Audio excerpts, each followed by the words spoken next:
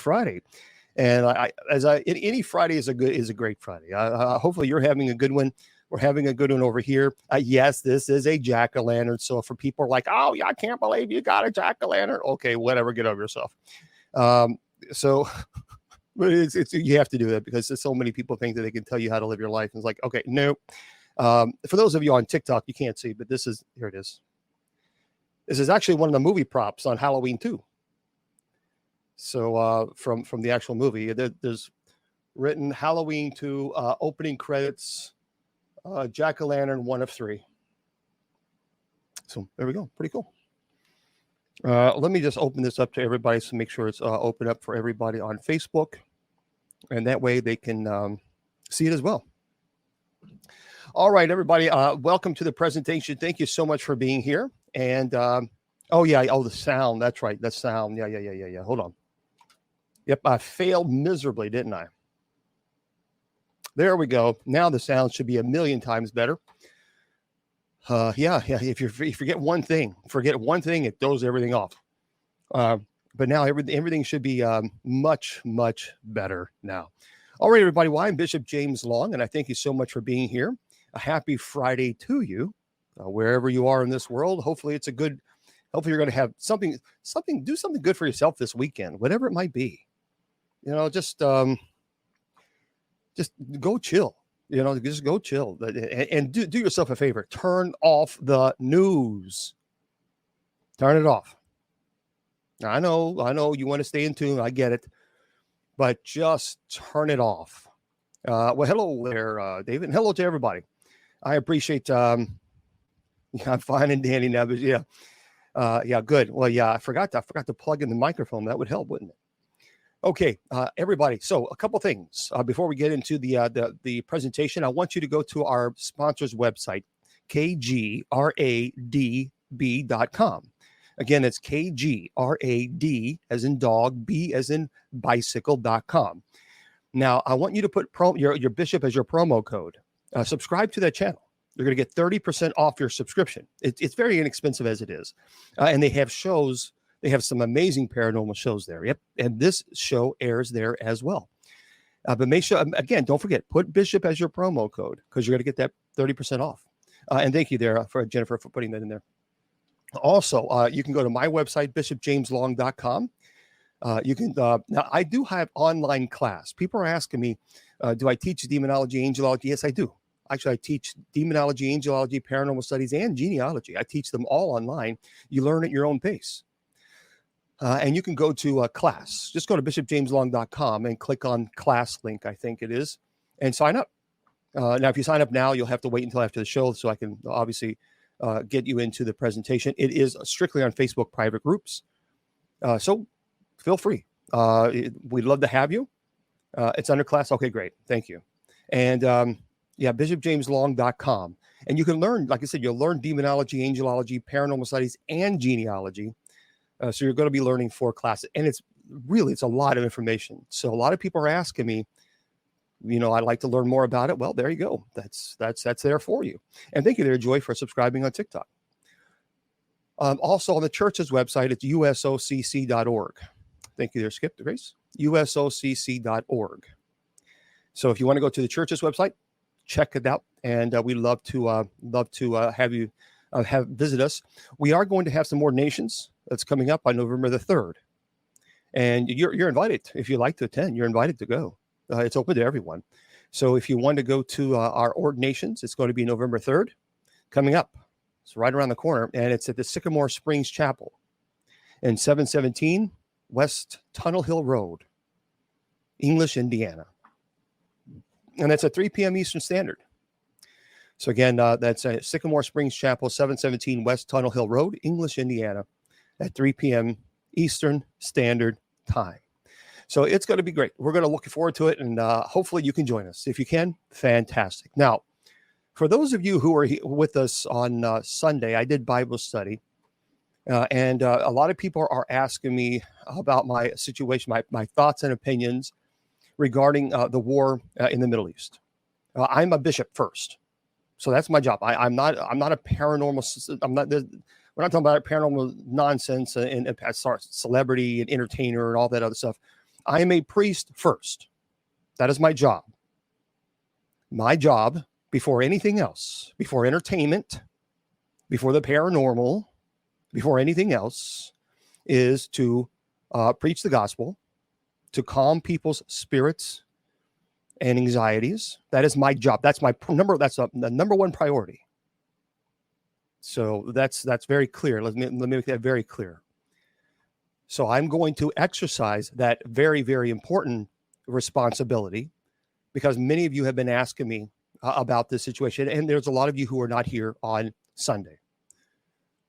So I thought about how I can speak to you guys about this, because I know there's a lot of anxiety, and then we're going to go on to our paranormal show. Look, in times of crisis and conflict, it's natural for anxieties and fears to intensify. So the recent tension in the Middle East has undoubtedly caused distress and uncertainty. However, it is precisely during these challenging moments that we must turn our hearts and minds towards our faith in God. By surrendering our anxieties and stress to Him, we can find solace, strength, renewed hope. Look, my job is to encourage you to keep your faith in God intact during these troubling times. Resist the temptation to succumb to fear, the rumors, and sensationalism on social media. You know, in times of global turmoil, it is crucial to remember that God is sovereign over all things. He's aware of every situation, conflict, and every individual is involved. And despite the chaos that we witness, God is in control. We have to trust in His divine plan to bring us comfort and perspective, enabling us to relinquish our worries and place our hope in His guiding hand. You know, during times of crisis, it's natural to be overwhelmed by anxiety and stress. However, our faith in God offers us a profound sense of peace. By seeking His presence through prayer, meditation, reflection, we can experience the calming reassurance that surpasses all understanding. God's promise to never leave or forsake us reminds us that we are never alone in the midst of chaos. You know, in today's interconnected world, misinformation and fear-mongering can spread rapidly like a disease, particularly through social media platforms. It is essential to discern and filter the information we consume, especially during times of crisis, rather than succumbing to baseless rumors. Engaging in speculation, we should hold steadfast to our faith. God's truth remains unchanged, and He calls us to embrace discernment and wisdom, aligning ourselves with what is righteous and just. Look, in times of conflict, it's easy to let anger, resentment, and prejudice sometimes to take hold of our hearts and minds. However, as believers, we are called to a higher standard. So instead of adding to the division and animosity, we must respond with love, compassion, understanding. And by embodying these virtues, we become beacons of hope in a world desperately in need of unity, healing, and reconciliation. During times of crisis, the support of faith, of a faith community, can be invaluable. And joining together with fellow believers can provide solace, encouragement, practical help.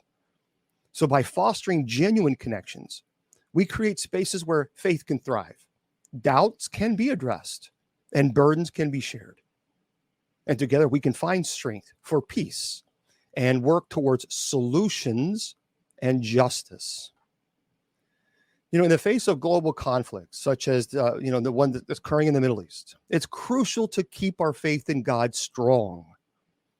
By surrendering our anxieties, our fears, and stress to Him, we find solace, strength, and hope.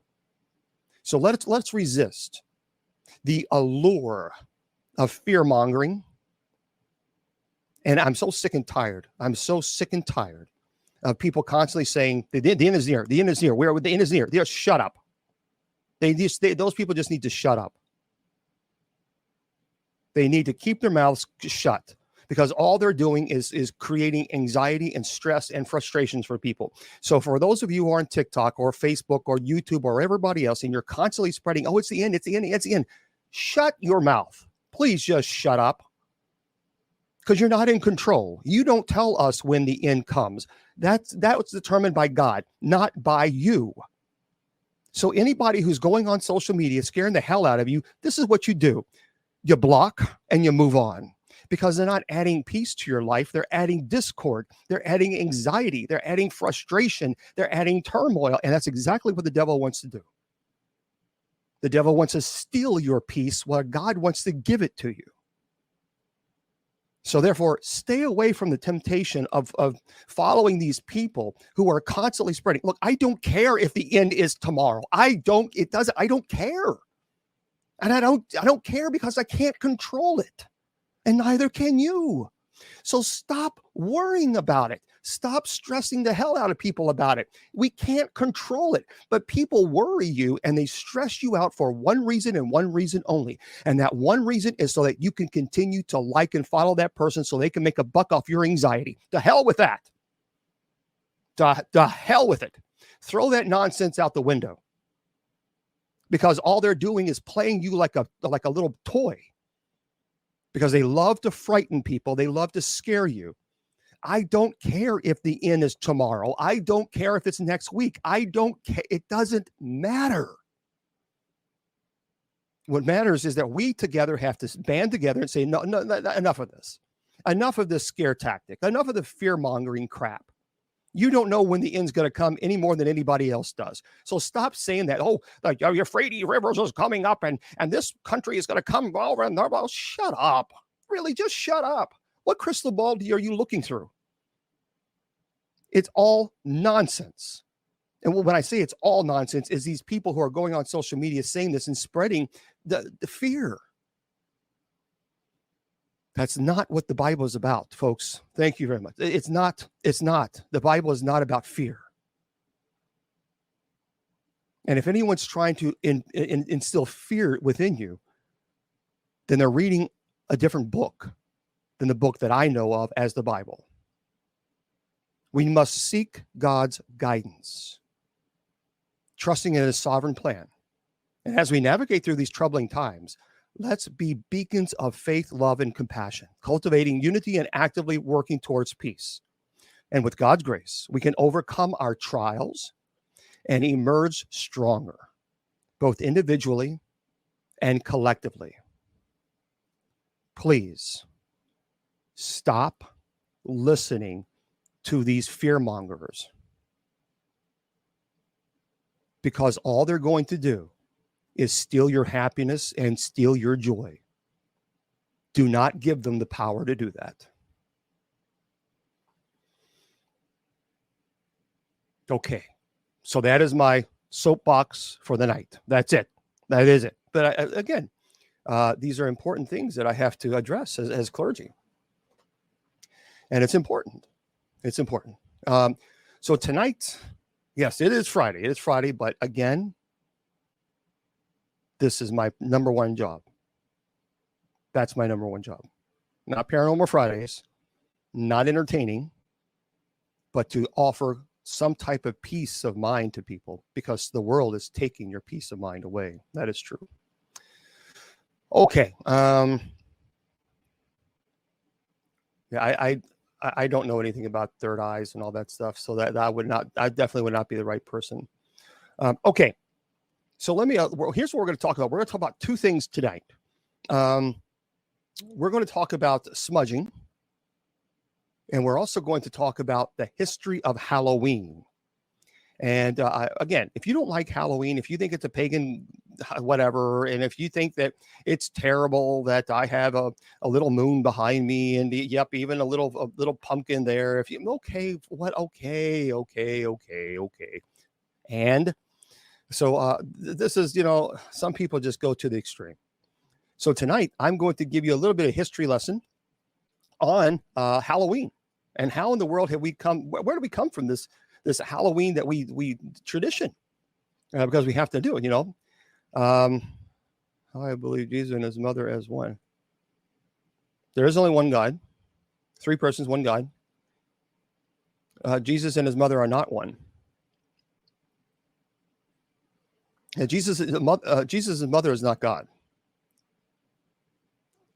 What you can do is you can send me a message there on Facebook, and I'll be more than happy to again. Well, I tell you what, send me a message on Facebook. What? Mary is not God. So Abderham, send me a private message on Facebook, and I'll be happy to speak to you privately about that. Because tonight is Paranormal Fridays. Okay, let's talk about the fascinating history of Halloween. And as we approach this spooky season, it's the perfect time to delve into the origins and evolution of this beloved holiday.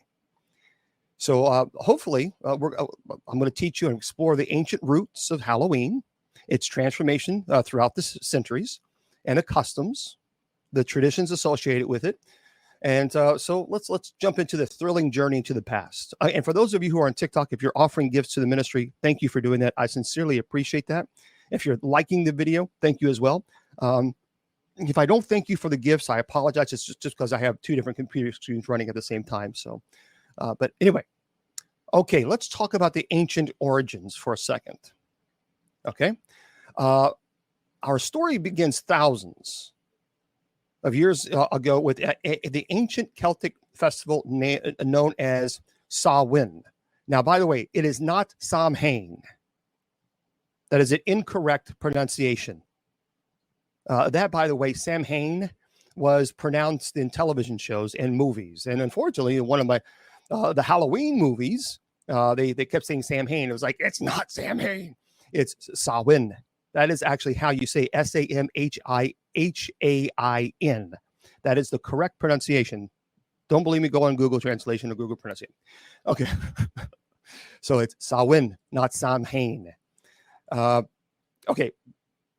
What kind of watch am I wearing? Why? What does that have to do? What does that have to do with Halloween? I'm wearing a Santa Claus watch. There we go. Santa Claus watch. Merry Christmas. Okay. Samhain marked the end of the harvest season and the beginning of winter in the Celtic calendar, which was celebrated on the night of October the 31st. Well, pretty cool. It was believed that on this night, the boundary between the living and the dead were blurred, and spirits could freely roam the earth. That's why a lot of people believe that during Halloween, that the veil is thinnest during Halloween. Many people believe this. That's why, because it comes from the Celtic festival. To ward off malevolent spirits and honor the deceased, the Celts actually lit bonfires and wore costumes made from animal skins. And they also left food and offerings outside their doors to appease the spirits. So this ancient festival laid the foundation for many of the customs that we associate with Halloween today. And again, hopefully I love history, so maybe you'll find this interesting. So with the spread of Christianity, the Celtic festival of Samhain underwent a transformation. In the 8th century, Pope Gregory III designated November the 1st as All Saints' Day, also known as All Hallows' Day. And the night before, October 31st, was known as All Hallows' Eve, which eventually became Halloween. And the Christian influence brought new elements to the celebration. So the practice of honoring saints and martyrs on All Hallows' Day merged with the existing Celtic customs. And the tradition of souling, S-O-U-L-I-N-G, it actually emerged where people would go door to door offering prayers for the dead in exchange for food and money. And this practice later evolved into the modern day tradition of trick-or-treating. Isn't that pretty cool? Okay, I'll get your questions, guys, after this. At the 8 o'clock hour, I'll open it up to everybody. Thank you, Shelley. I'll open it up to everybody, and we'll get your questions then.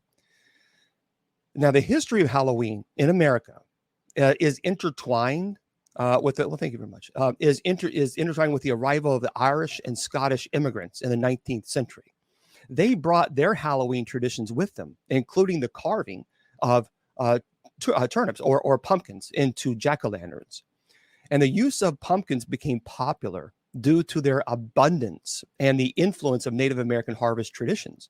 And so by the end of the 20th century, Halloween had transitioned into a community-centered holiday with parades and parties and the now iconic costumes. The emphasis shifted from religious and supernatural elements to a more secular celebration for both, kids and adults. Now, in the mid-20th century, Halloween became more commercialized and influenced by popular culture. Of course, the rise of mass media, including movies and television, played a significant role in shaping Halloween as we know it today.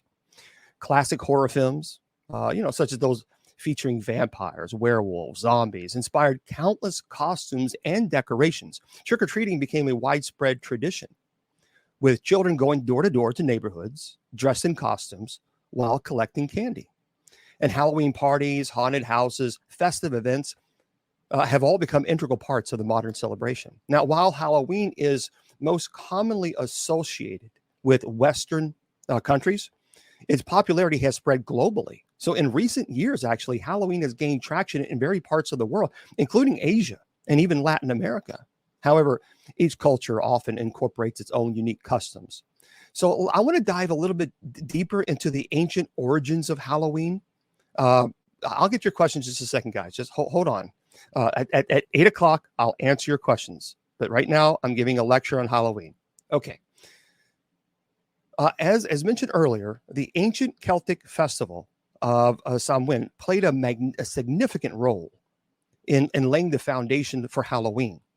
See, the Celts, they inhabited areas of present-day Ireland, the United Kingdom, France. They celebrate Samhain on the night of October 31st. As I mentioned, it was a festival.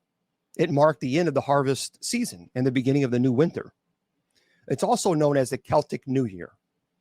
So the Celts actually believed that on the night of Samhain, the boundaries between the world of the living and the world of the dead was blurred.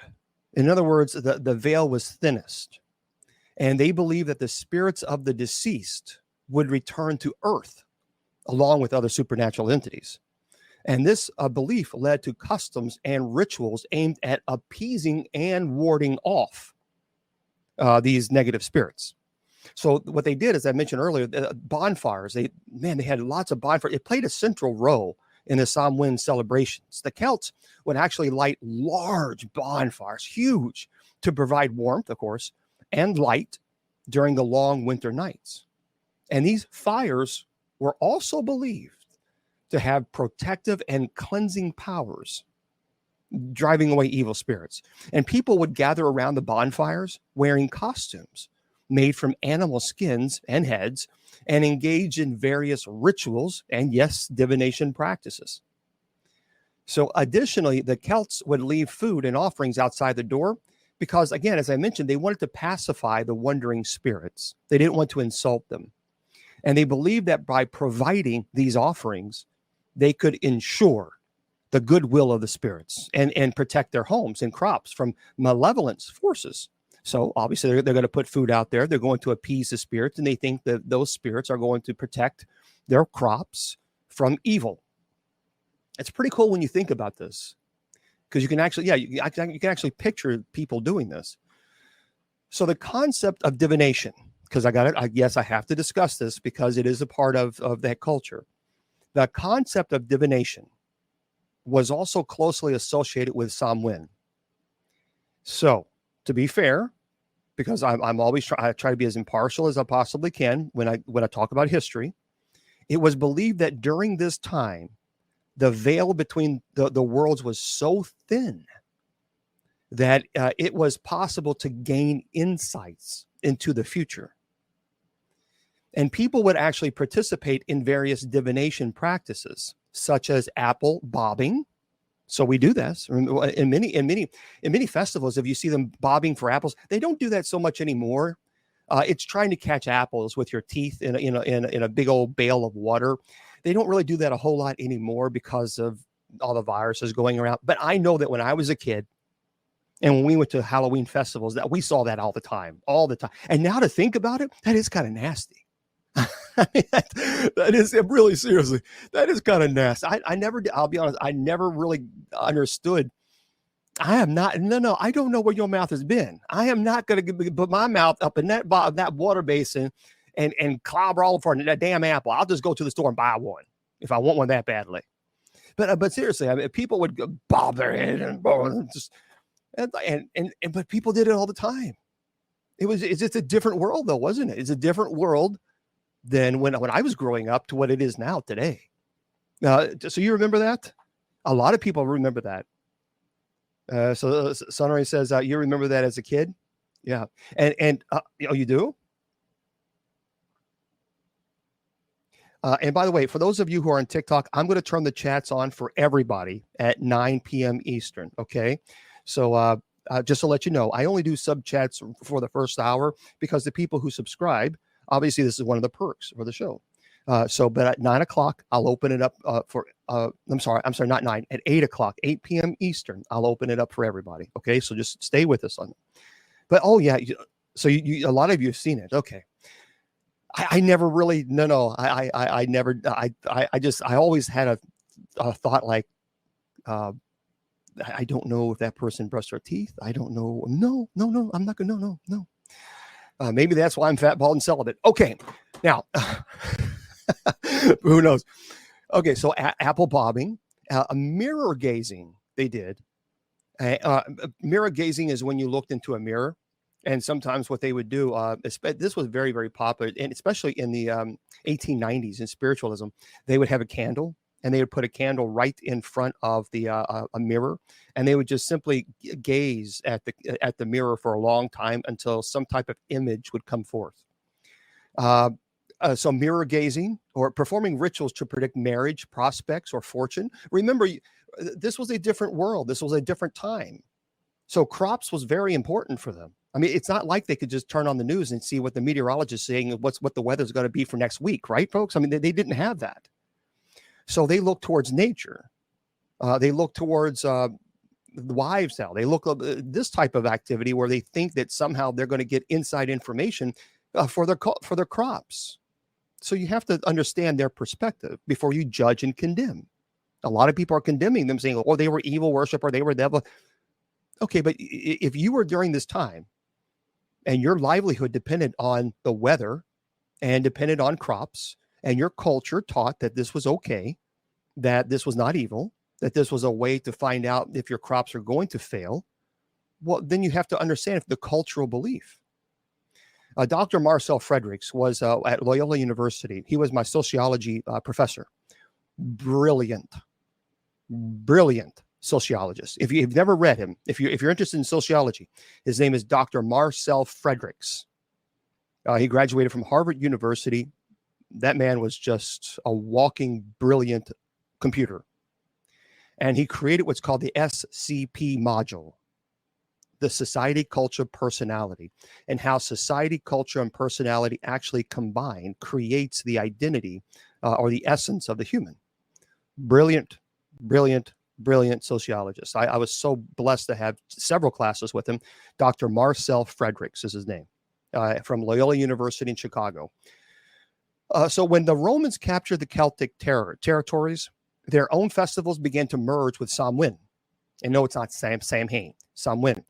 So one such festival was Feralia, which was held in late October to honor the dead. And there was another named Pomona, which is a Roman goddess of fruit and trees. From Pomona, we get the association apples with Halloween as a symbol of the harvest. Pretty cool stuff, isn't it?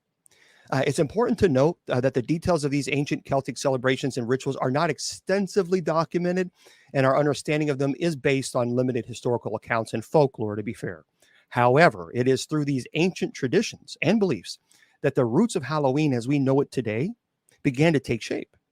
So now let's explore how Christianity influenced the evolution of Halloween and the emergence of a new customs and practices. Okay, so let's do this. So the Christian influences on Halloween was huge.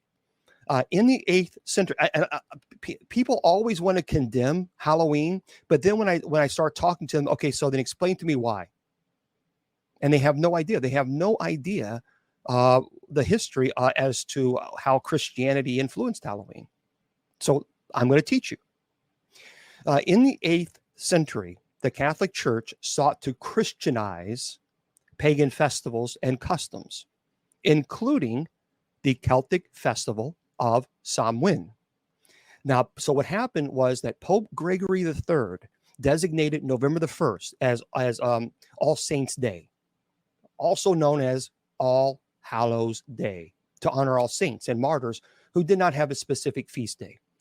So the evening before October 31st, came to be known as All Hallows Eve, which, as I mentioned earlier, that evolved into Halloween. So by aligning the new Christian holiday with the existing pagan festival, the church aimed to provide a religious alternative and transform the meaning of the celebration. The intent was to shift the focus from pagan beliefs and practices to Christian context. And with the introduction of All Hallows Eve, Christian elements began to intertwine with the existing customs and traditions. Like, for example, the practice of souling, S-O-U-L-I-N-G, emerged during this time. So what would happen was poor Christians would go door to door offering prayers for the dead in exchange for soul cakes, S-O-U-L, soul cakes, they were small round cakes made with spices and currants. And the practice later evolved into the modern day tradition of trick-or-treating. And during the medieval period, mumming and guising also became associated with All Hallows Eve. Mumming, by the way, M-U-M-M-I-N-G, that involved wearing costumes and masks while performing plays or songs, often with themes of death and the afterlife. So guising referred to the practice of dressing up in disguises and going from house to house, singing or performing in exchange for food or other treats. Isn't this pretty cool? So when I was doing my history lesson on this and doing my research, I thought, man, that is really cool. I didn't know this. That's pretty cool. I'm a history nerd. I love history. So this to me excites me. So as Halloween continued to evolve, new Christian traditions and customs became, again, it was really, they pushed it hard with the intertwining with the festivals. That was important. The use of soul lights, S-O-U-L, soul lights or candles placed in hollowed out turnips or hollowed out turnips or later pumpkins began to symbolize the troll. Listen, did you know this? Listen to this. So what they started doing is they would place soul lights, S-O-U-L, soul lights or candles, and they placed them in they were turnips, but later became pumpkins. And the reason is they did that is because that began to symbolize the souls trapped in purgatory. I did not know that when I was doing my research. Like, well, that's pretty cool. I didn't know that because I've always wondered, how do we get a candle? How do we start that? Well, that's what it happened. It symbolized the souls trapped in purgatory. So these carved vegetables eventually transformed into the iconic jack-o'-lanterns that we know today. So it's what they would do is they would put for each soul that they would pray for, they would put these candles inside the jack-o'-lantern, and they would offer prayers for that soul that is trapped, and that is because in their ideal of purgatory. Pretty neat. Now, and that's how we know the jack-o'-lantern today. So it's important to note that while the church attempted to Christianize Halloween, some pagan elements persisted and blended with the new Christian traditions. The belief in supernatural beings, such as ghosts, witches, and other spirits, continued to be a part of the Halloween folklore and celebration. Well, thank you for the gifts. Thank you.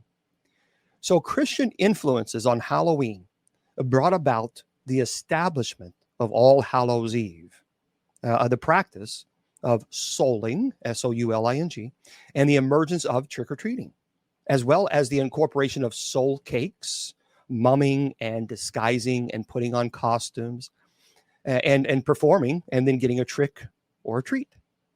And these Christian elements combine with the ancient Celtic customs to shape the evolving holiday of Halloween. Now, I want to explore how Halloween made its way to America and how it has evolved in modern times. So we understand what happened with Pope Gregory. Okay, that makes sense. So how did we go from there to get to where we understand it as today, right now? Well, good question. I'm glad you asked. So we're going to delve into Halloween in America. Halloween's arrival in America can be traced back in the mid-19th century. It's closely tied to the migration of Irish and Scottish immigrants. These immigrants brought with them their Halloween traditions and customs, merging them with the existing American harvest celebrations, which we had at that time. Harvest was very important. Harvesting was your bread and butter. So what happened was Irish immigrants in particular played a significant role in shaping the American Halloween that we know today. See, they brought the tradition of carving turnips or potatoes into lanterns, often depicting faces or scary faces or figures, and placed them in windows or outside their homes. They did that to ward off evil spirits. However, the availability of pumpkins in America led to the shift from turnips to pumpkins for carving, giving rise to the iconic jack-o'-lanterns because there were so many pumpkins in America versus the turnips. And during the 19th century, Halloween in America was primarily a community-centered holiday. So neighbors would come together to celebrate the harvest parties. Storytelling, even fortune-telling games was really big in the 19th centuries. And these gatherings included traditional Irish and Scottish customs, such as bobbing for apples, which we talked about. And as Halloween continued, thank you very much. And as Halloween continued to evolve, it became increasingly popular and began to incorporate elements from various cultural traditions. So in the late 19th century, and even in the early 20th century or so, Halloween parties and parades became common, with people dressing up in costumes and masks. And these costumes often drew inspiration from folklore, mythology, popular culture. And of course, the commercialization of Halloween began in the early 20th century. So believe it or not, the commercialization of Halloween didn't just start. It's been around for a while with production of Halloween-themed postcards, decorations, and even costumes. And the holiday started to appeal to a broader audience, like children and adults. And the emphasis shifted from the religious and supernatural aspects to a more secular celebration focused on community, fun, and creativity. So trick-or-treating, as we know today, also emerged during that time. It was influenced by the older practice, as I mentioned, of souling, again, where people would go door to door, offering prayers for the dead who were in purgatory in exchange for food or money. And the tradition of children going to door wearing costumes, receiving treats, gained popularity in the United States, really gained popularity in the 1930s and 40s.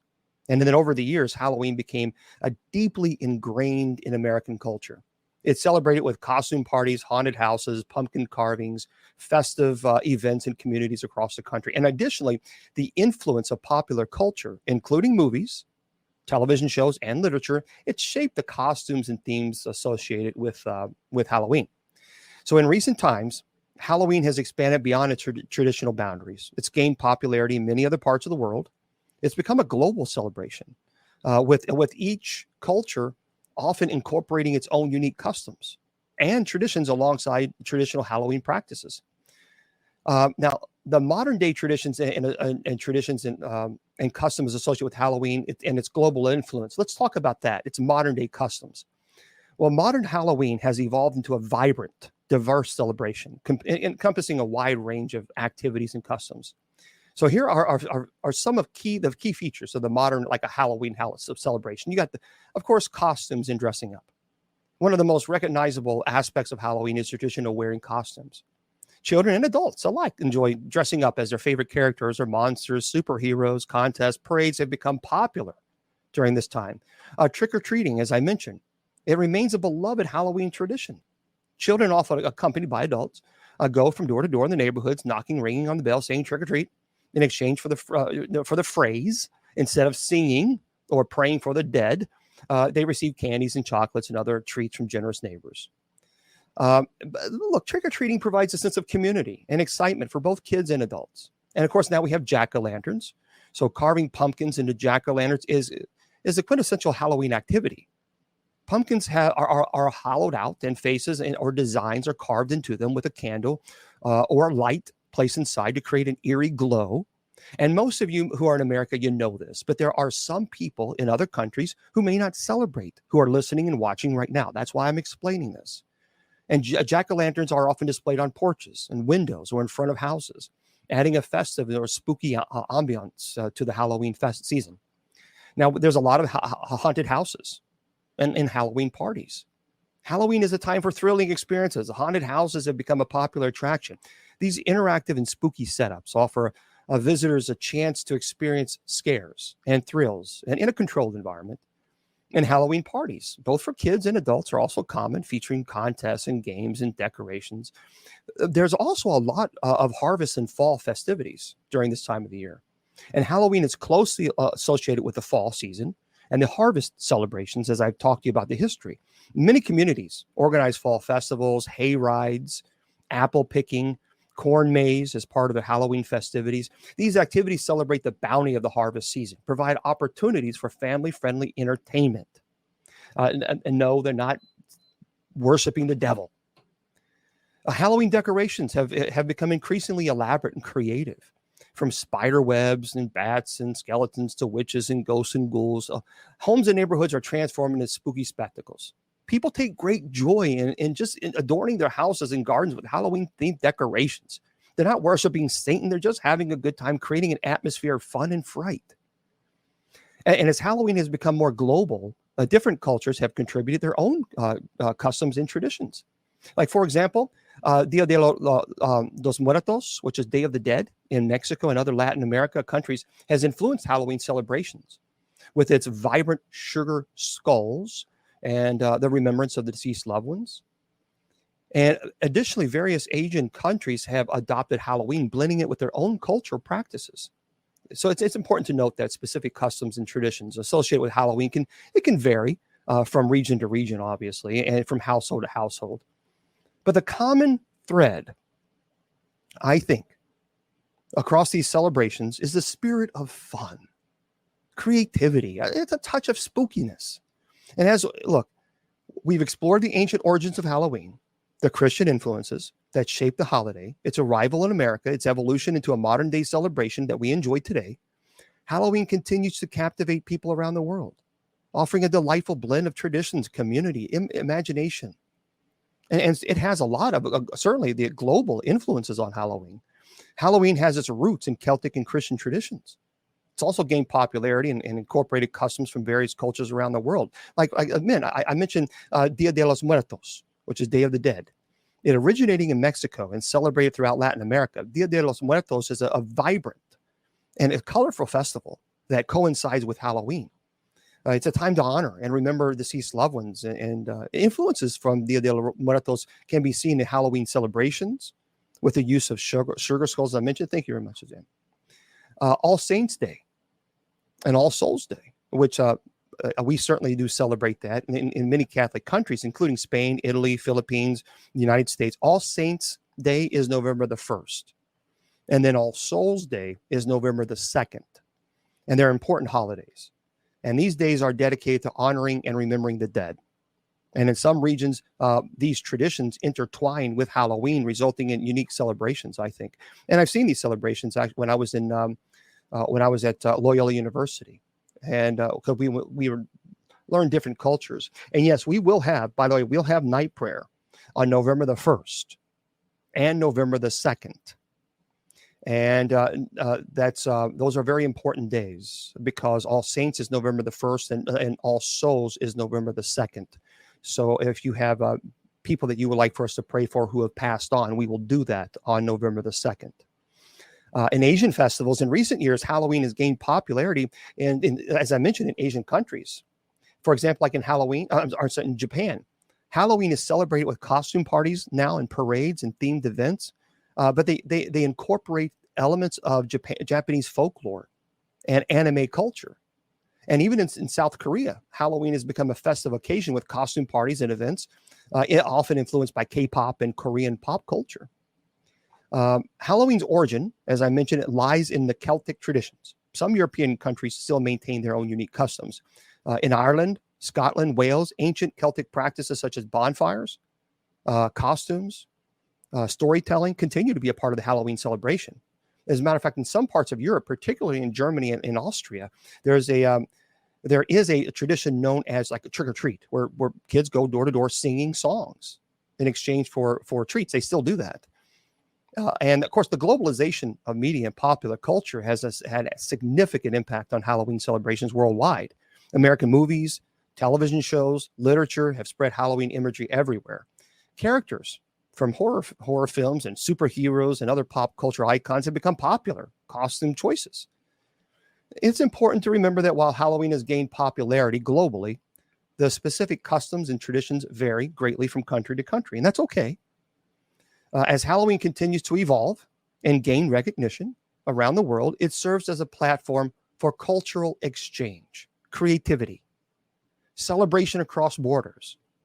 And with this, we hopefully I've given you enough history lesson on Halloween and exploring its ancient origin and Christian influences and its arrival in America, the modern day customs and traditions, global influences.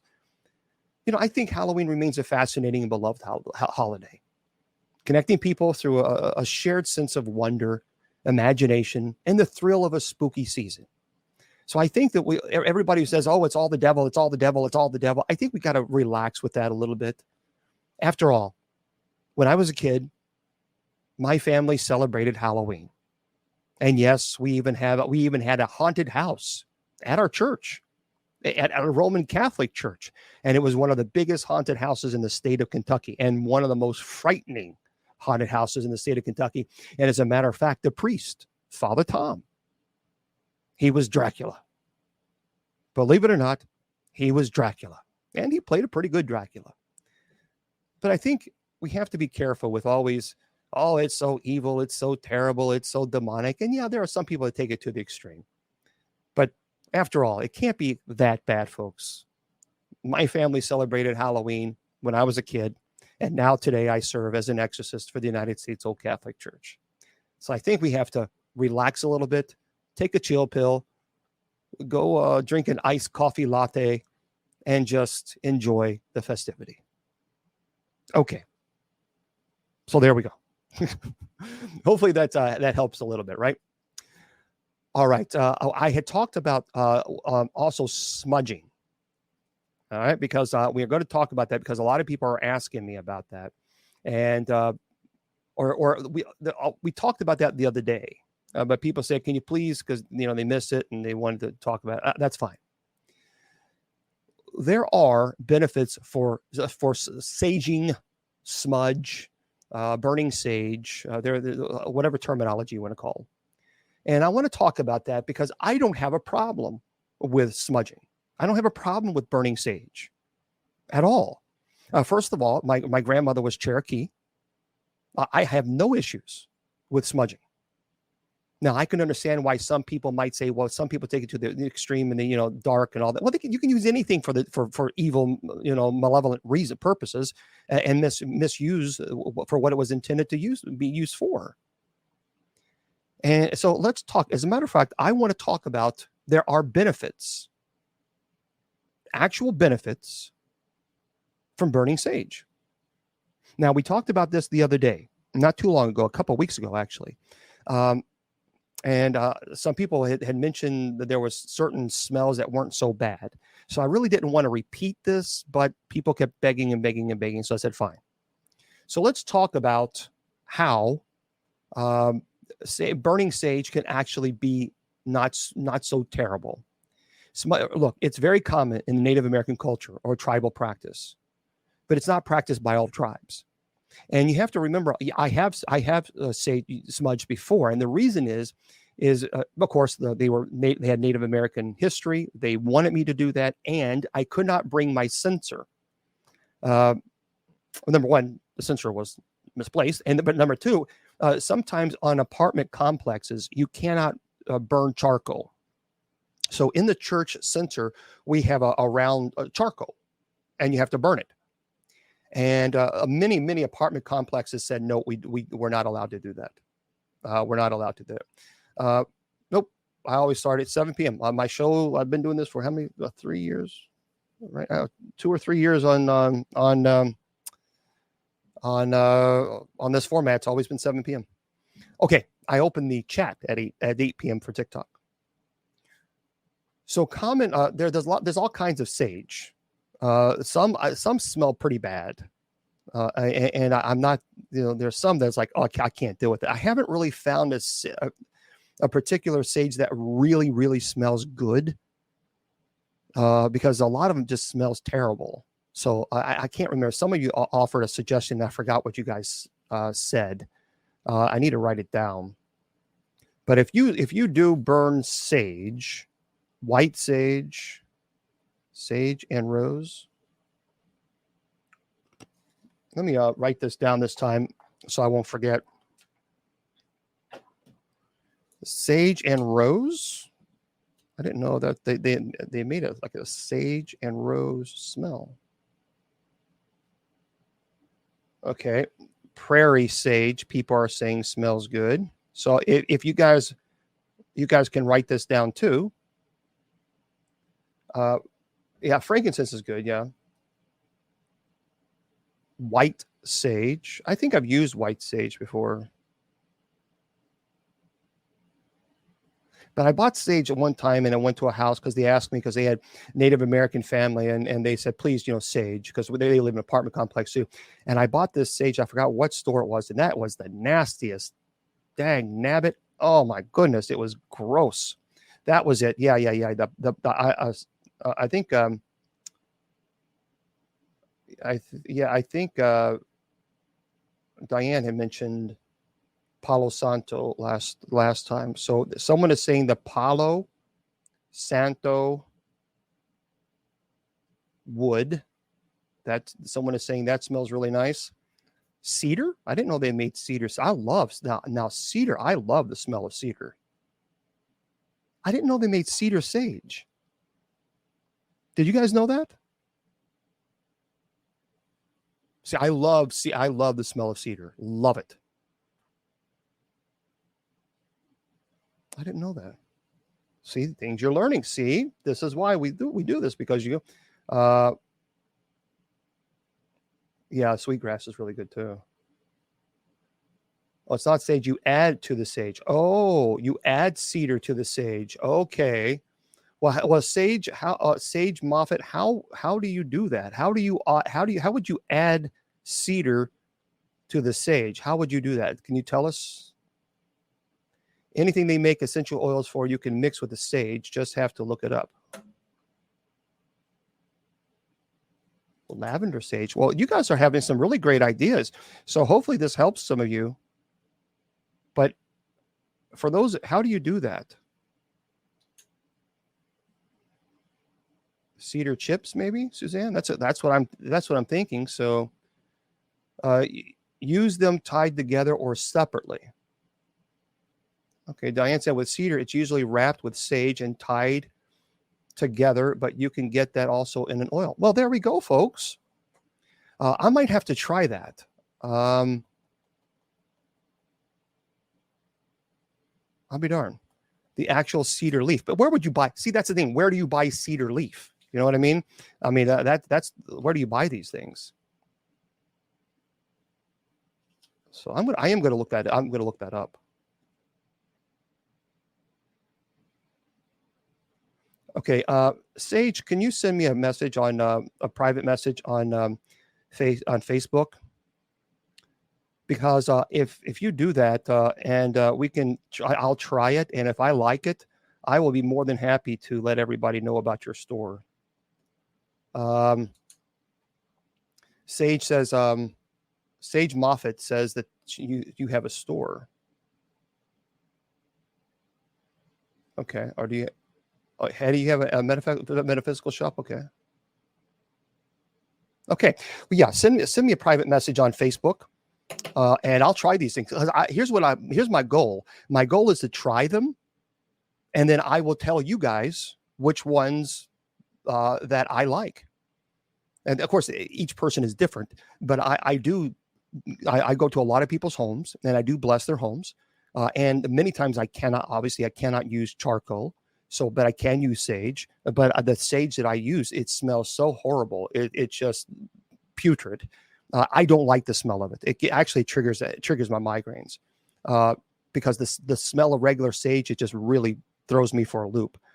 So I have been looking for one that actually smells nice. So Sage Moffitt, please send me a message on Facebook if you would.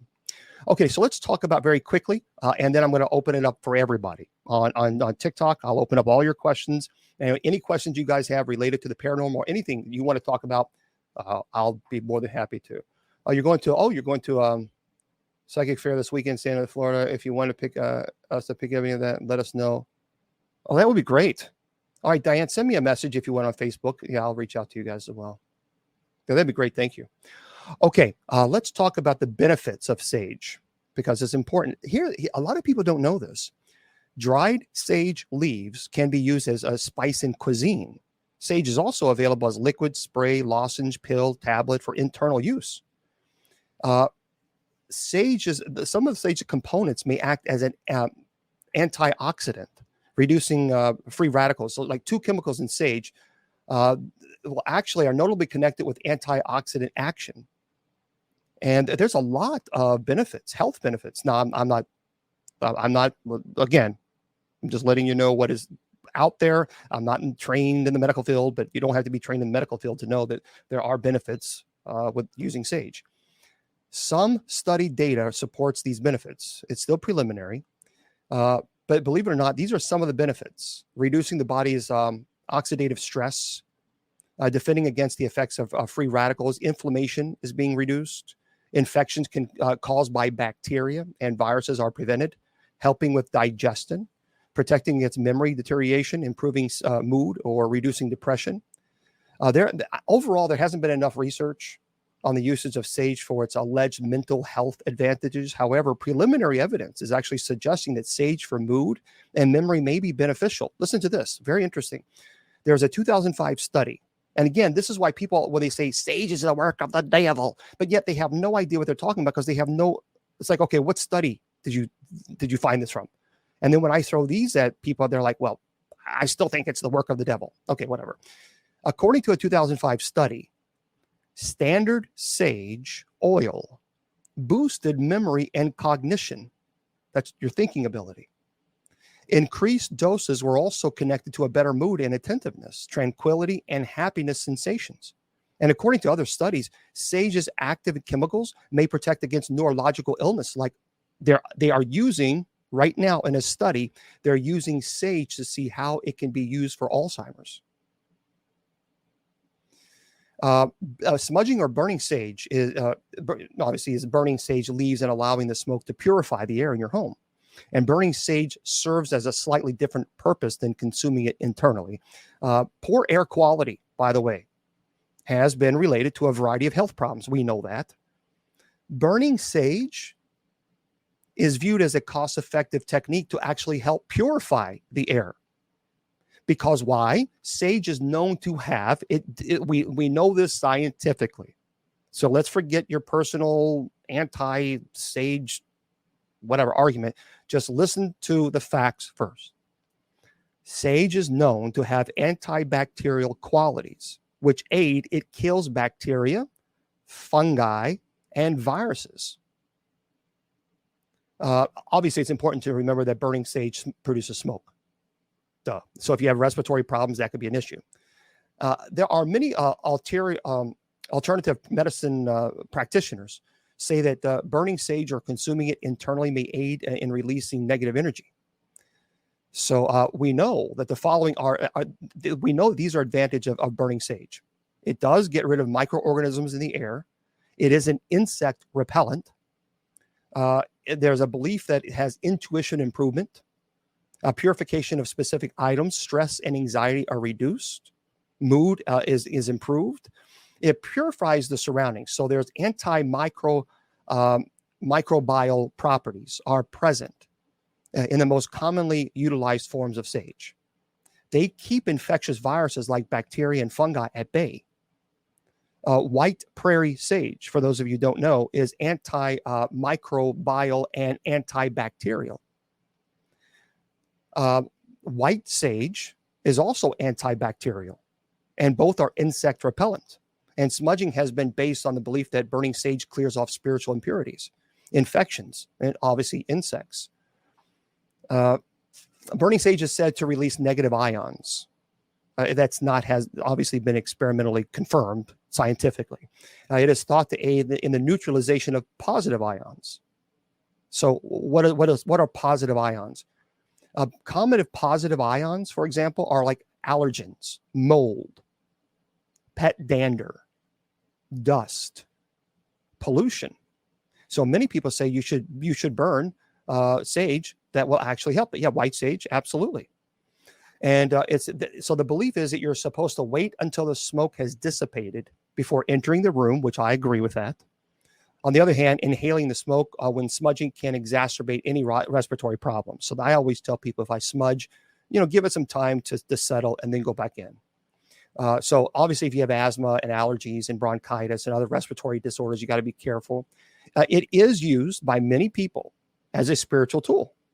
I promised you I would open it up for everybody at 8 o'clock for TikTok. So let me do that because I want to be a man of my word. There we go. Okay. So like a spiritual tool.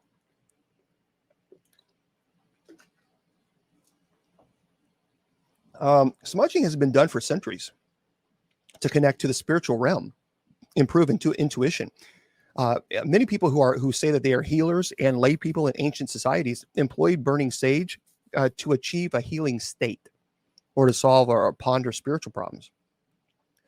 It can also be based on science. Certain type of sage, such as salvia, sages, and white prairie sage, it contain, as I mentioned, those elements that will reduce negativity and mold and bacteria and other things. Now, as far as dispelling negative energy, it's the belief that smudging can also be performed as a ritual to purge negative energy from yourself or your area. A lot of people will use smudging for trauma, or terrible experiences, other negative energy. Again, that's a cultural, personal belief. There are some people that believe that the benefits of smudging are primarily due to the fragment smoke produced by the burning sage. The incense can be used to smudge yourself or specified areas. You can also smear certain things, according to some reports. It's also appropriate for new purchases like gifts or secondhand products. A lot of people smudge if you buy something from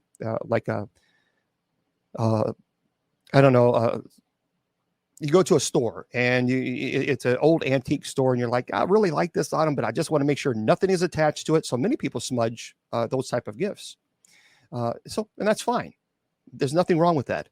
There's also people, by the way, there are people who claim that smudging improves sleep quality. Now, I've never used this so I can't verify this. I can't validate it, but I know people who absolutely swear by it. They say smudging has long been used to protect against negative energy that could disrupt sleep. And as a matter of fact, according to some studies, sage has chemicals that may aid with insomnia. For example, garden sage is occasionally used in the same way as white sage. It's also been used to help people sleep better and relax. Now, I don't know. For those of you, I would love to know if you've done this. Yep, and people will use it for protection before a paranormal investigation. How many of you have used this? Is that true? What would you say as far as have you ever burned sage for sleep quality? I can't validate that because I've never used it for that purpose. So if you've used, Joanne says yes. Joanne Ryan, what? So you've used it. You've burnt sage to help you sleep. First of all, Joanne, what type of sage did you burn, and did it work? That's a great question. Is it safe for animals? Yes, as long as the animal does, again, just like humans, there's no type of allergies or respiratory illnesses, because animals can certainly have those as well. About to cleanse my home. Yep, I haven't got okay. And I have a sage spray. Yep, it works. Okay, so Deb says yes. All right. Well, that's fair enough. That's fair enough. Some people say yes. There's also people who say it helps boost energy levels. Maybe that's what I need to start doing. Because my day starts very early in the morning, very, very early. And so people will use it by getting rid of negative energy from the body, items, spaces that will help welcome newer, fresher, more positive energy. It could, in some ways, be energizing and aid with exhaustion. Joanne says it worked, and she used white sage. So Again, Joanne is letting you guys know she used it to help in her sleep, and it helped with her. And that's okay. There's nothing wrong with it. Okay, so what do you need? What do you need to smudge the sage? Smudging or burning sage is a simple process.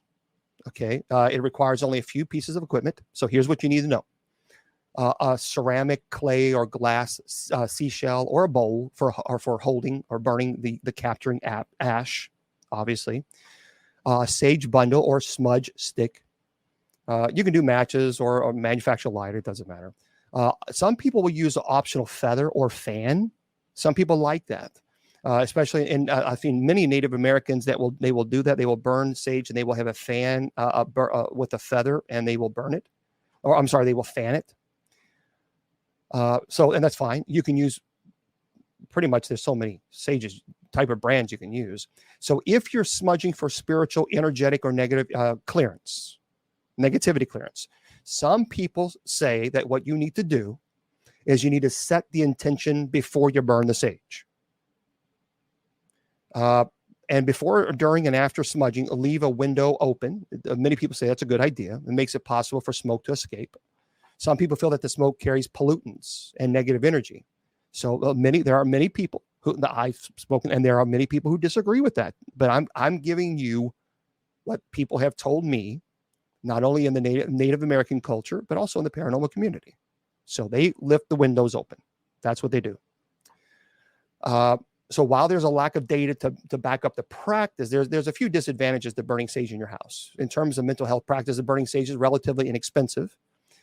You can find sage anywhere. There's all kinds of places. So to begin, you'll need a container to burn the sage. It could be a bowl or capture the ashes as the sage burns. So you don't want the ashes obviously falling on the ground because it could catch a fire. Okay. Now, some people like to fill it up with sand or oil, put sand or oil in the bowl. Some people do water. Now, I've done water, and I have always found that every time I do water, because you need to put it out. I don't do water anymore. So if I'm going to burn sage, I will have sand and or even soil. It doesn't matter, and I'll put it in a bowl. And then when the blessing is over, I will then dip the sage in that to obviously to stop the sage from burning. I have used water before, and it ruined it. So if you're trying to obviously put it out and you put it in water, you can ruin the sage. So I don't use water anymore, unless obviously the sage is done, and then you can put it out that way. So I will use sand or soil, and I'll put it in a bowl. And then once it's done, and there's still plenty of sage stick left, then I will dip the part where it's burning into the soil or sand, and that way it completely burns it all out, and you can use it again. So before you start burning sage, open a window, fill the burning container with sage to ignite it, to keep it burning. So obviously let it burn for a little bit. Set an intention for what you're doing with the sage, if you're using it for spiritual purposes. So, for example, the intention could be simple. I remove any negative energy within this home, or I remove any negative energy that is attached to me. Now, I'm not going to say that this is a substitute for an exorcism or deliverance, but I do believe that there are many people who are absolutely convinced that this works for them. Or a burn bowl. There you go, a burn bowl. Now, Drum, let me ask you, when you say a burn bowl, I've seen many of them on the burn bowls at the very bottom of that bowl. What are there? Do you use sand? Do you use dirt? What do you use? I'm curious about. And thank you very much for those of you who offered 49,000 likes on TikTok. Thank you. And the gift. Oh, you use sand? Yeah.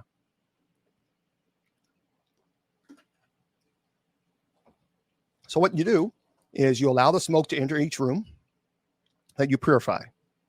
When I go into an area, and again, if I'm using sage, because I can't use incense because they live in an apartment complex and they don't allow charcoal to be burnt inside, then I will use the sage and I will say a simple prayer. I remove all energy that is trying to harm this family, that is remaining in this home, and I remove this energy in the name of Jesus Christ, and then I make the sign of the cross. And then I go in 3 times in each room. I lift every single time in every room. The prayer that you use can be a simple, I denounce any negative energy from this space. And as a Christian, because that's what I am, then I call upon Christ to remove anything from this home. Okay. That way, because people want to say, I knew you were into this. And it's like, oh, whatever, be quiet. I have friends that are Wiccan, that are pagan, that are Muslim, that are Jewish, that are agnostic, that are atheists, and I love them all. I love them all. Okay. If you want to smudge like a living space or an object or more, so like if you're smudging yourself, your home, which you should. I have no problem with people smudging themselves. None at all. I do.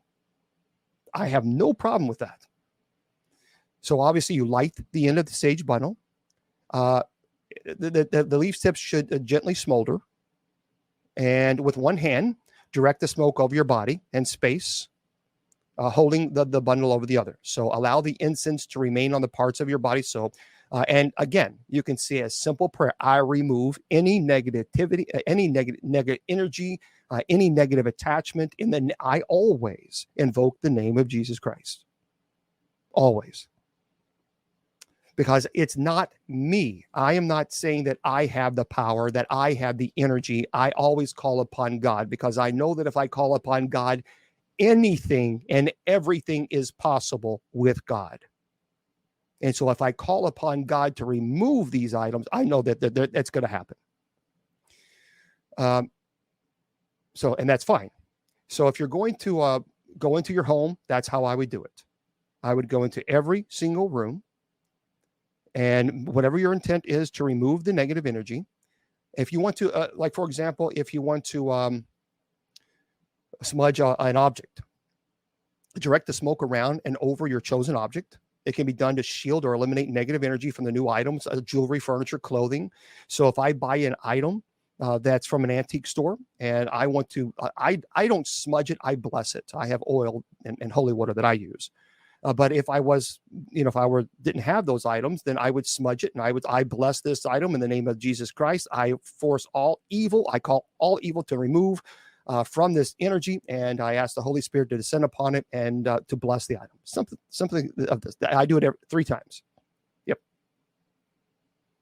For Ash Wednesday, I some people have, but no, I don't. I don't, Nestorian. I actually use the palm trees. That's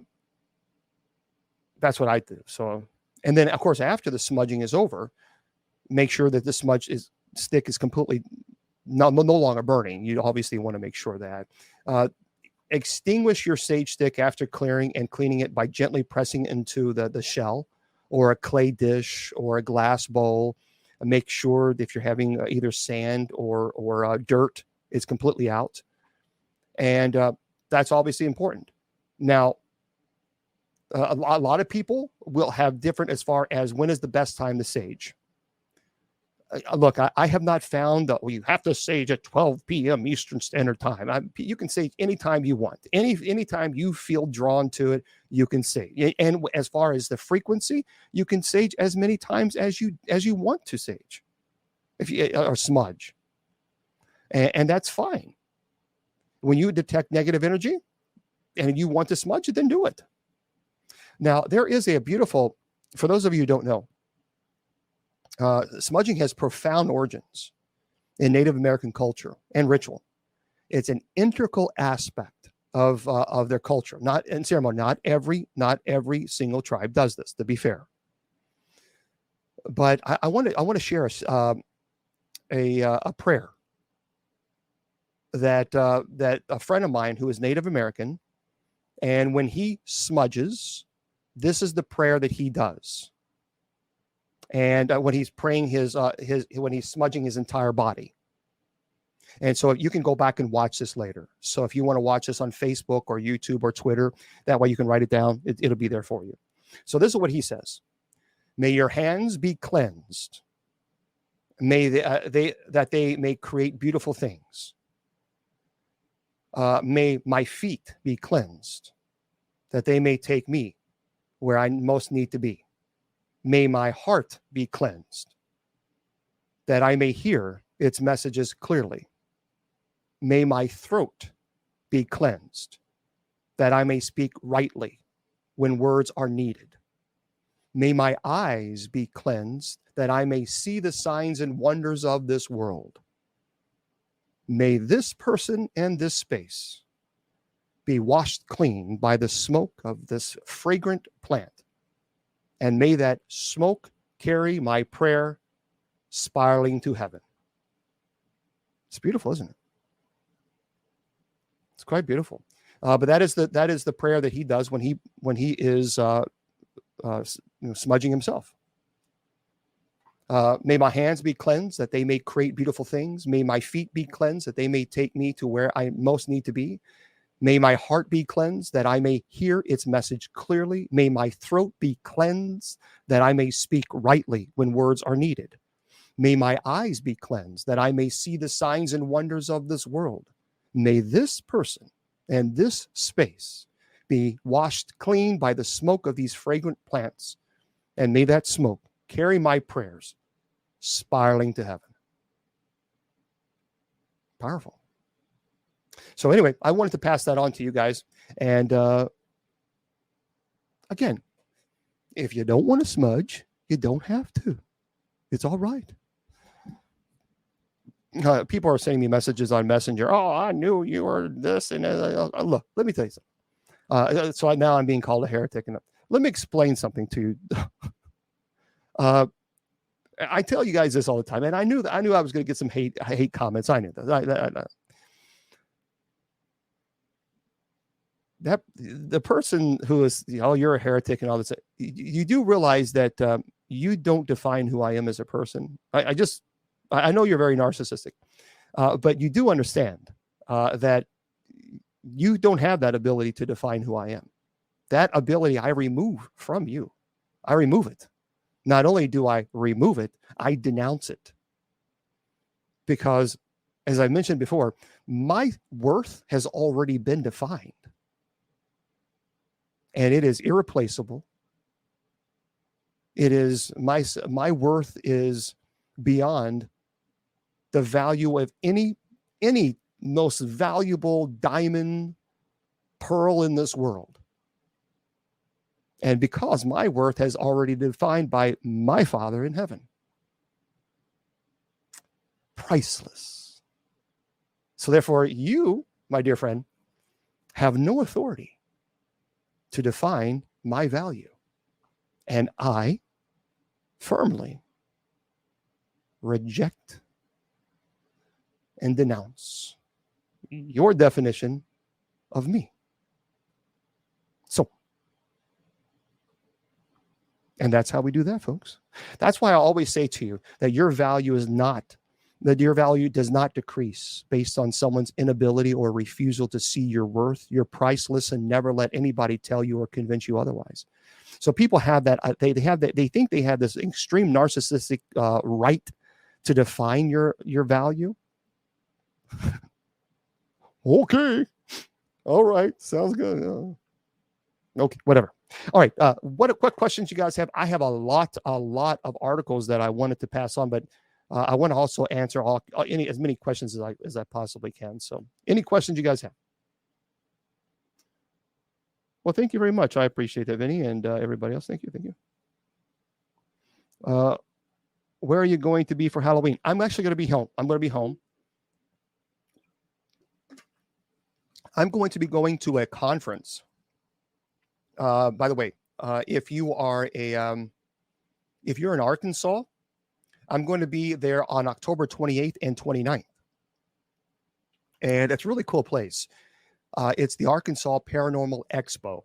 It's a benefit supporting the MacArthur Museum of Arkansas Military History. Now, for those of you who know me, know that I'm a very proud supporter, and I'm unapologetic for supporting our military, our men and women who have served the military, and those who have served in the past, those who've given their lives, those who have retired, those who are currently serving. I am very, very proud supporter of them. So this is a fundraiser for the MacArthur Museum of Arkansas Military History. It's a tower building which was built in 1840. It's listed on the National Historic, the Register of Historic Places, and the birthplace of General Douglas MacArthur. So the funds to help preserve it. So it's going to be October the 28th and 29th at the MacArthur Museum of Arkansas Military History, and I'll be doing 2 presentations on Saturday and Sunday. So one on Saturday, one on Sunday, and they will be different. They will not be the same presentation. So if you want to go, it's here's what you need to do: ArkansasParanormalExpo.com. Well, hello there, Ireland. So ArkansasParanormalExpo.com. Okie doke. That is the website, and it's October 28th and 29th. So it's coming up next week. Now, here's the deal. I'm going to try, my allergy kill. I'm going to do my best to be on air next week. So I will do my absolute best. I'm still planning. I can't bring you guys on. I'm sorry. I'm going to do my best that I can to be here next week. I will not be here in this studio. I'll be at a hotel. So I don't know how their I don't know how their I need to ask. I don't know how their Wi-Fi is, and I need to find that out. So let me find that out, and I'll let you guys know. Mr. Producer, I'll let you know that too as well. Am I going to be a priest? Yeah, probably. Yeah. No, I'm already I'm already that, but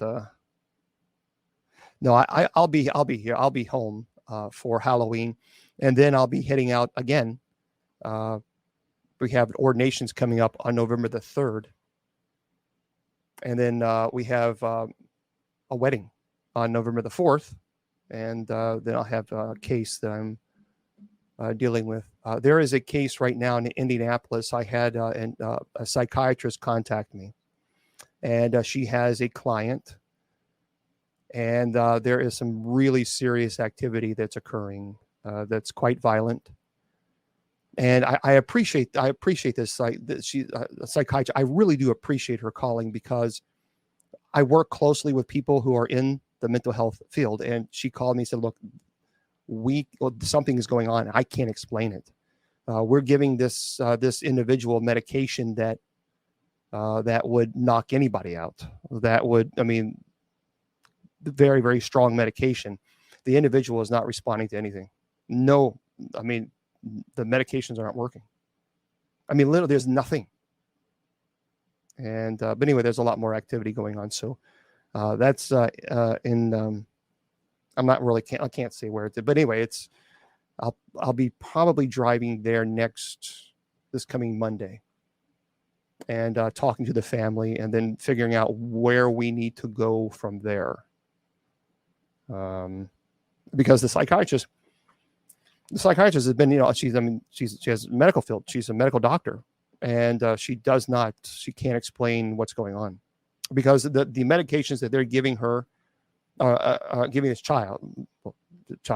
giving this young adult, I'll just say that, is so strong that there should be some effect, and there's nothing. So The Devil on Trial. I have not. Is that any good? See, is that if that's I don't watch a lot of possession movies, because most of them are just quite terrible. They're just very, very terrible. Yeah, it does appear that there is that they're from. I haven't read all the case file, because I've just gotten all the information today, and I haven't had the opportunity to even look at it, because my day started at 4 a.m. We'll see. We'll see.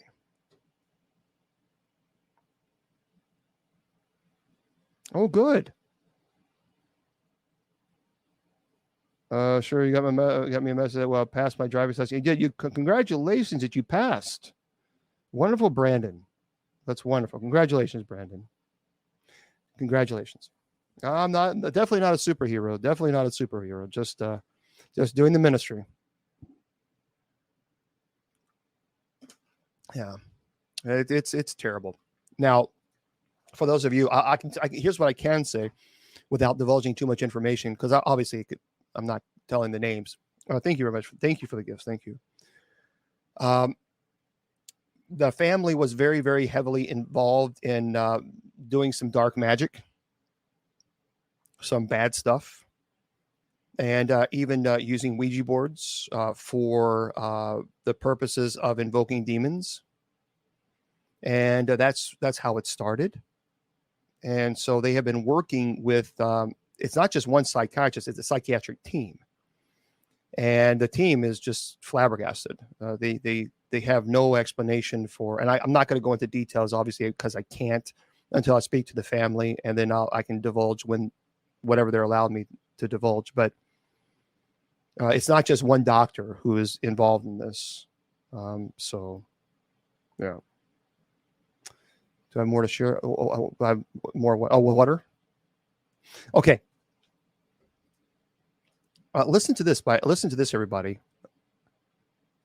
I wanted to. If you like, of course, we have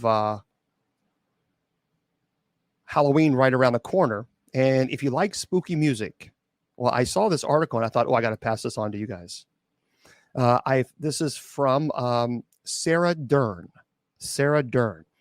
And so Sarah says this: with pumpkins, all around on porches and trees turning brilliant reds and yellows, autumn has officially arrived, which means Halloween is just around the corner. But choosing what to listen to this ghoulish season can be tricky. Sure, she says, there are some obvious answers such as Monster Mash and Thriller, but then what? While Christmas overflows with seasonal tunes about Santa Claus and reindeer and Halloween, music is more limited.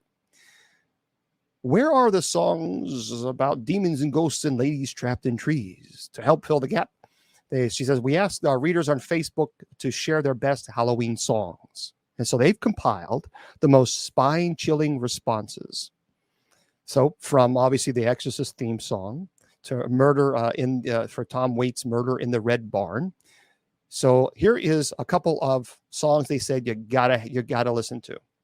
Okay, obviously, we understand. Dracula's Greatest Hits by Gene Moss and Fred Rice. The very first album it says I ever bought with my own money was Dracula's Greatest Hits. I was 9 and bought it at some type of music city, now long gone in Hollywood. It contains such hits as Drac the Knife, I Want to Bite Your Hand, and Monster Bossa Nova. I've never heard of this. Dracula's Greatest Hits by Gene Moss and Fred Rice. There you guys. I've never heard of that. Tubular Bells, obviously from The Exorcist, and Attack of the Killer Tomatoes theme song. It says here, the dance instructor at the studio I attended as a child always made fun routines for us around Halloween using music from horror movies and TV shows. I remember doing a ballet routine from Tubular Bells from The Exorcist and a tap routine to the theme from Attack of the Killer Tomatoes. I have not seen that movie. Thank you for the gifts. Thank you very much. And thank you for the likes on TikTok. I have not seen this. Have you got Attack from the Killer Tomatoes? Here's another one. Carnival of Souls by Combustible Edison. Combustible Edison? I don't know. It says it's a haunting instrumental piece by New England-based group that came out of the 90s fad for all things lounge themed. It says I have listened to it every year while carving pumpkins. Carnival of Souls. I don't really like the title of this one, but it's Necromancin' Dancin' by Bear Ghost, and it's Terror Time Again by Sky Sickle. If you guys know, I've never heard of these. Obviously, Tubular Bells I heard, but says the song isn't exactly a Halloween song, but it fits. It's super catchy. Another banger. It's "Terror Time Again" by Skysickle. That's interesting. So I love this. It's her first on the Scooby-Doo on Zombie Island. Of course, here's another one. Now, this I do know. No, we've already talked about that, Kathy, and you must have missed the conversation about the explanation about. So you don't have to. The mods don't have to help you. I can help you. Look, this is we did. I did a whole hour presentation on the history of Halloween, and again, a lot of people like to say it's all demon. They have no idea where that even came from. They have no idea the history of it. They have no idea why it. So again, that I don't know. No. I'm an exorcist. And when I was a kid, my family celebrated Halloween, and we did not celebrate demons, and we were not demon worshipers. We dressed as cartoon characters, as Superman and Batman. We knocked on the door and we said, trick or treat. I think people go to the extreme. It's like, God, it's almost to a point, and I'm not saying, Kathy, you are, but it's almost like if someone sees another person having fun, how dare you have fun? How dare you? Just relax. Nobody's worshiping Satan here. Nobody's worshiping Lucifer. A kid is dressing up as Superman, and they're trick-or-treating. And again, if you don't know why they did trick-or-treating, then you watch my show. Go back and watch it for the first hour. I spent a great deal of time putting the history of Halloween into a presentation. So if you missed it, go back on my Facebook or YouTube and watch it. No. I get it, Kathy. You're good. But you're not the only person. I've been called already since I've done this show. I've already been called the Satanist 123 times. And people don't know this because I have Messenger. People are sitting on Messenger, sitting on a private message on Twitter. So already 125 times now. So it's like whatever. So yeah, go just watch it and go back and watch it again, and it'll give you the history of it. This song, "This Is Halloween" from The Nightmare Before Christmas. If we're talking explicitly Halloween themed, got to go with this. This is Halloween from The Nightmare Before Christmas. It's made to fill you with anticipation for the night. It beckons you in on I think it's pretty cool. I have look at this. Hold on.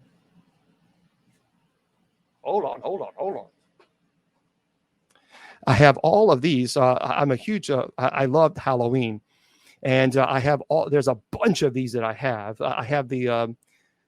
There's a lot of them. The whole collection, and this is original. And so it lights up. Isn't that cool? It's pretty neat, isn't it? Yeah, I know you can't really see it on the Facebook, YouTube, but it lights up there. But anyway, it's perfect. You can really see it there on. But anyway, I have all the locations, the tree, everything that they had that they came out on this. So this is one of my favorite collections. Okay, so this is Halloween. By The Nightmare Before Christmas. Pretty cool. Yeah, it is pretty cool. Those are hard to find. Those are a collector's item. Maybe what I'll do, well, I won't be here Friday. I won't be able to do it. I'll be here Friday, but I won't have them with me. If I can do the show on Friday, I will have a lot of haunted items with me. So I might do the show Friday on haunted items and show you. So we'll see. We'll see. I agree. So there's another show called Grim Grinning Ghost from Disney's The Haunted Mansion. Okay. Another one is Halloween by King Diamond. Okay. There's another song for you. Personally, I love Midnight Syndicate. Now, Midnight Syndicate are my friends. And so I'm going to say this now. They have given, I had them on my show. They have given me permission to play their songs. So Facebook, I know already you're going to say, "Oh, it's whatever." They always do it. In every single Bible study, they always say that I have copyright violation in every single one of them. So what I have to do is go back, dispute it. Then they say your dispute was accepted because there was no copyright violation. But in every single Bible study, they do it. Everyone. So I know for a fact that they're going to do it. Copyright violation. So Facebook, YouTube, I have permission from Midnight Syndicate to play their music. They were on my show and they explicitly gave me permission to do so. As a matter of fact, Midnight Syndicate said that I can actually use their song to play as for my entrance for Facebook, YouTube, and Twitter, but I'm afraid to do it because I'll get banned. Stupid. Hold on. Yeah, it just drives me crazy when they do that. This is the song they said. Well, they can say that I can play all their songs, but this is the song that they said that that I can use as my introduction.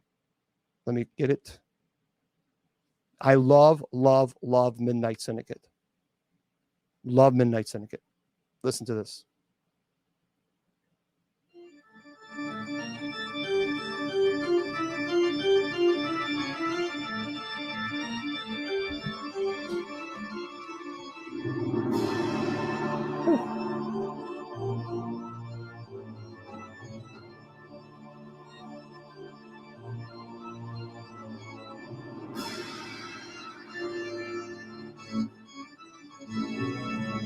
Isn't that amazing?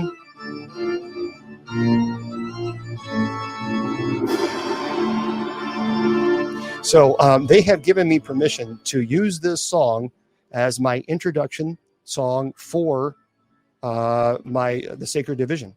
So I'm going to put an introduction together, and Facebook will say copyright violation every time, so I have to fight it every time. But I'm going to do that. So because this is one of my favorite songs.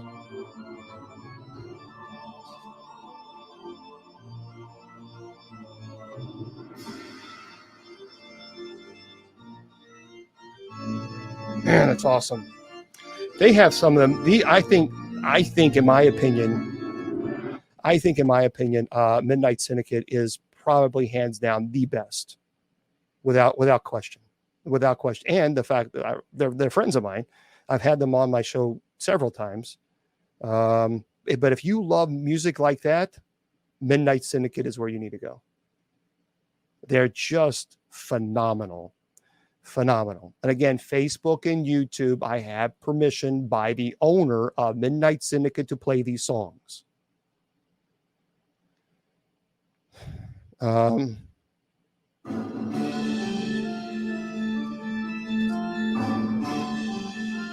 that's a good one.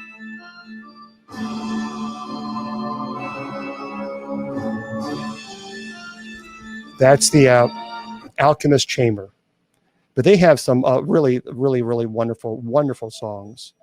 So if you like that type of music, then you need to definitely get Midnight Syndicate. Syndicate. I think the best. That's my opinion. But there we go. Okay. So here's what I want to do. I know I'm running, a little tight on time, but that's okay. Here is what I like to do. I'm going to tell you as quickly as I can the most terrifying haunted attractions in all 50 states. So this is my mentalfloss.com. So that way you'll know. Okay. So if you are in a particular area, listen carefully. Alabama, the Haunted Chicken House. It's in Heflin, Alabama. And that according to them, it wins their unofficial award for the most creative backstory. And according to the attraction's lore, the Seven Oaks Chicken Farm took a dark turn in 2003 when a local farmer named Dan imported genetically altered roosters to boost his business. The birds mutated into violent monsters, and Chicken Dan recruited an army of slashers and monsters to help them fight. So, again, I'm not going to read all of them, but Alabama, the Haunted Chicken House in Heflin, Alabama. In Alaska, the Fright Night Haunted House in Anchorage, Alaska. So if you're there, Fright Night Haunted House. In Arizona, 13th floor haunted house. I have friends that are in Arizona, and they said that's pretty scary. 13th floor haunted house. It's in Phoenix, Arizona.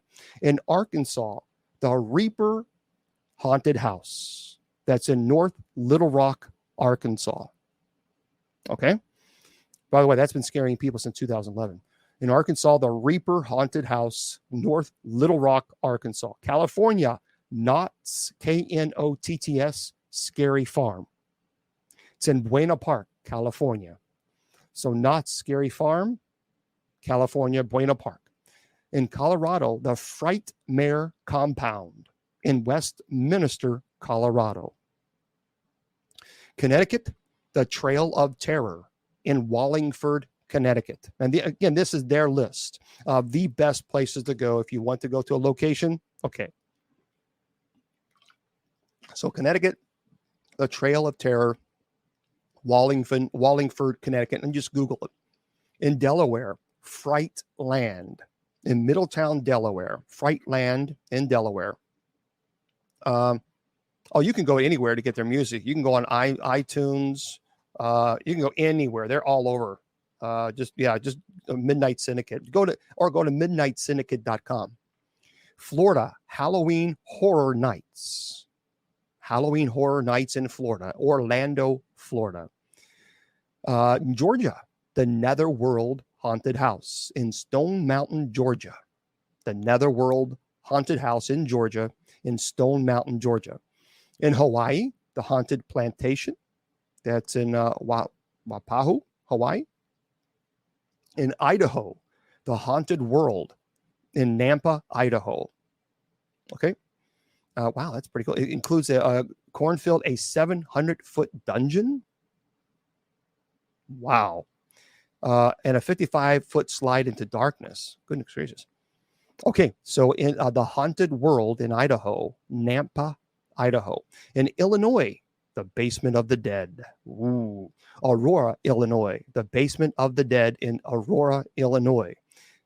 Hannah Haunted Acres in Indianapolis, Indiana. Okay, Hannah Haunted Acres in Indianapolis, Indiana. If you're in Iowa, the Slaughterhouse. Des Moines, Iowa. Des Moines, Iowa, Slaughterhouse. In Kansas, the Haunted Canary. That's El Dorado, Kansas. The Haunted Canary, El Dorado, Kansas. In Kentucky, Waverly Hills Sanatorium, Louisville, Kentucky. They have a pretty good scary. It really is. It's a scary haunted house there. Waverly Hills Sanatorium, Louisville, Kentucky. In Louisiana, the 13th Gate. Now, I know a lot of people. That's a 40,000 square foot property.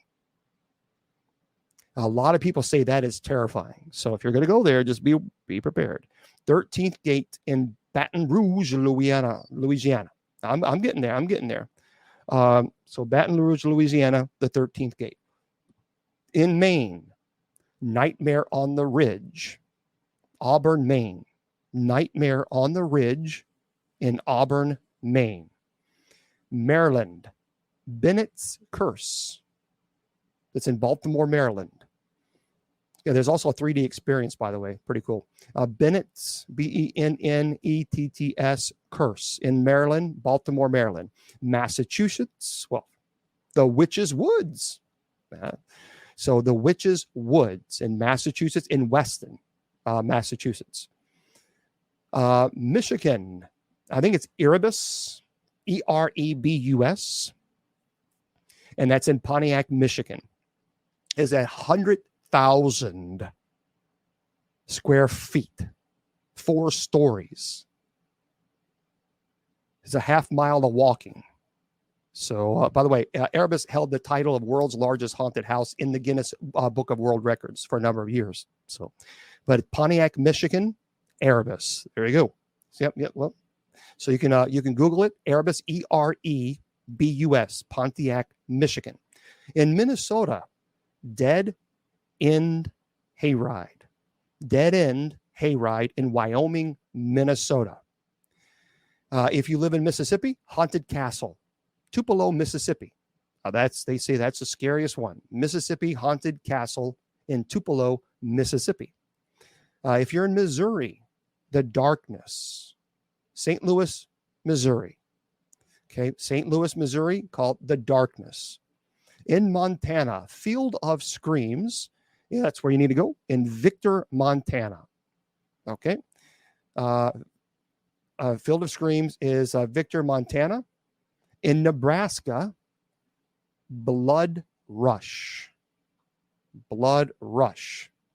Look up Trail of Terror in Connecticut. Yeah. But in Nebraska, Blood Rush. It's in Omaha, Nebraska. If you're in Nevada, they say you got to go to the Hotel Fear and Asylum in Las Vegas, Nevada. Again, Hotel Fear and Asylum in Las Vegas, Nevada. New Hampshire, Haunted Overload. That's in Lee, New Hampshire.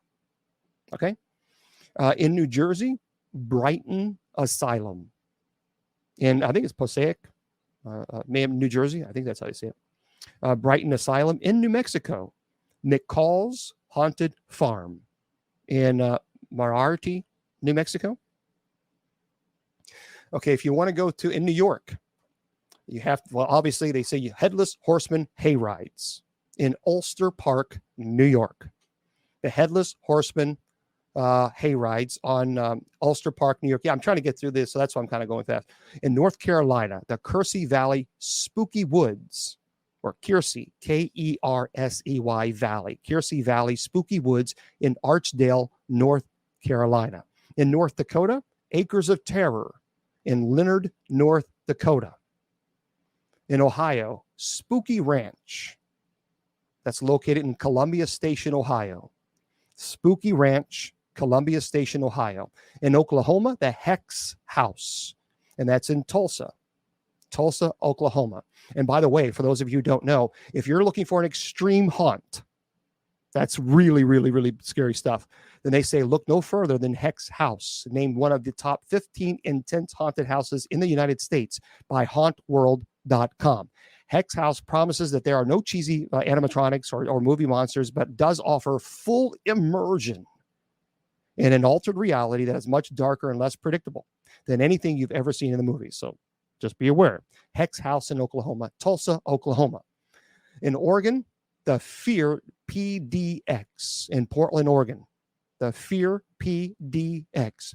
In Pennsylvania, Eastern State Penitentiary. That goes without saying. That's in Philadelphia, Pennsylvania, the Eastern State Penitentiary. That's huge. Rhode Island, the Haunted Labyrinth. The Haunted Labyrinth. It's in Cranston, Rhode Island. South Carolina, Nightmare Dungeon Haunted House in Greenville, South Carolina. It's a 150-year-old farmhouse. It has more than 40 horror scenes there. So Nightmare Dungeon Haunted House in Greenville, South Carolina. South Dakota, Fear Asylum, Brookings, South Dakota. Okay, Fear Asylum in Brookings, South Dakota. In Tennessee. If you're in Tennessee, then you want to go to Nashville Nightmare. And that's in Madison, Tennessee. Okay, Nashville Nightmare. Texas, Cutting Edge Haunted House. The location is Fort Worth, Texas. Cutting Edge Haunted House, Fort Worth, Texas. In Utah, the Fear Factory. Salt Lake City, Utah. Yep, there you go. Fear Factory in Utah. In Vermont. I've been to Vermont. It's beautiful. Okay, Mr. Producer. Haunted Milton in Milton, Vermont. Virginia, the Red Vein in Ashland, Virginia. The Red Vein, Ashland, Virginia. In Washington, Georgetown Morgue. Seattle, Washington. West Virginia, Fright Nights in Daniels, West Virginia. In Wisconsin, Burial Chamber. Neenah, Wisconsin. Burial Chamber in Neenah, Wisconsin. And Wyoming. Nightmare on 17th Street. And that's in Cheyenne, Wyoming. There we go, folks. That is all your information that you need to know. Nightmare on 17th Street in Cheyenne, Wyoming. Okay? So hopefully that gets you into the Halloween spirit. Okay, I have to, unfortunately, Mr. Producer said you got 4 minutes or so, 3 minutes to go. I thank you so much for being here. I truly appreciate that. TikTok, stay with me for a second. Remember, I tell you always that your value does not decrease based on someone's inability or refusal to see your worth. You're priceless, and don't let anybody tell you or convince you otherwise. Facebook, YouTube, Twitter, KGRADB Radio. God bless. The Sacred Division has been brought to you by Bishop Long's online paranormal course. Learn demonology, angelology, paranormal studies, and genealogy. It's 100% online, and you learn at your own pace. Please go to www.bishopjameslong.com and click on the paranormal course link.